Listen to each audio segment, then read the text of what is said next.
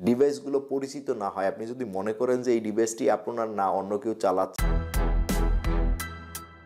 তো আমরা যারা মেসেঞ্জার ব্যবহার করি, আমাদের অজান্তেই দেখা গেছে যে আমাদের মেসেঞ্জার অ্যাপসটি অন্য কেউ ব্যবহার করছে বা অন্য কেউ মোবাইলে লগ ইন করে নিচ্ছে। আপনি যে ফেসবুক অ্যাকাউন্টটি ব্যবহার করছেন, এর অ্যাগেনস্টে যে ফেসবুক মেসেঞ্জারটি ব্যবহার করছেন, সেই মেসেঞ্জারটি অন্য কেউ চালাচ্ছে কিনা, অন্য কেউ আপনার মেসেঞ্জারের মেসেজগুলো দেখছে কিনা, তা আপনি খুব সহজেই এটি দেখে নিতে পারবেন।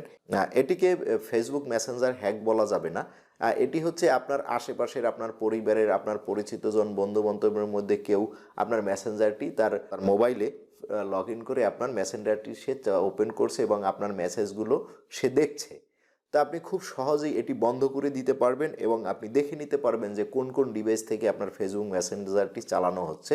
তো এটি দেখার জন্য আপনাকে প্রথমে আসতে হবে ফেসবুক মেসেঞ্জার অ্যাপসটির ভিতরে। অ্যাপসটি নর্মালি ওপেন করে নেবেন। ওপেন করে নেওয়ার পর এখানে আপনি আপনার প্রোফাইল আইকনের উপরে ট্যাপ করবেন। ট্যাপ করে একবারে নিচের দিকে আসবেন। আসলে আপনি এখানে দেখতে পাবেন অ্যাকাউন্টস সেটিংস একটি অপশন আছে, অ্যাকাউন্টস সেটিংস।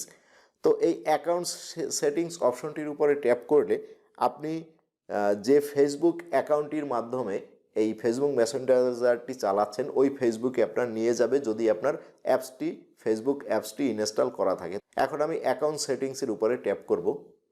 ট্যাপ করে দিলাম অলরেডি।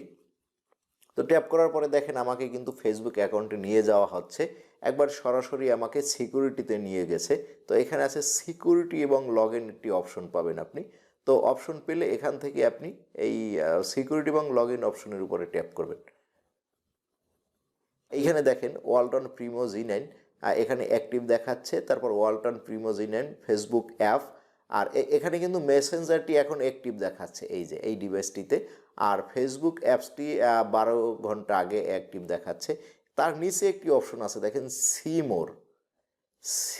মোর এই একটি অপশন আছে। তো এটিতে আমরা ট্যাপ করব। যতগুলো ডিভাইসে আপনার ফেসবুক অ্যাকাউন্টটি লগ ইন আছে, আপনার যদি ওই ডিভাইসগুলো পরিচিত না হয়, আপনি যদি মনে করেন যে এই ডিভাইসটি আপনার না, অন্য কেউ চালাচ্ছে আপনার ডিভাইসটি, তাহলে জাস্ট এখান থেকে লগ আউট করে দিবেন। এখানে আছে log out of all sessions, এটিতে আমি ট্যাপ করব। ট্যাপ করার পরে লগ আউটে ট্যাপ করব। দেখেন এখন শুধুমাত্র একটি বাদে বাকিগুলো কিন্তু চলে গেছে। এটি আপনি করে দিলেন যে আপনি লগ আউট করে দিলেন, তার মানে যে আপনি সিকিউর হয়ে গেলেন এমন না।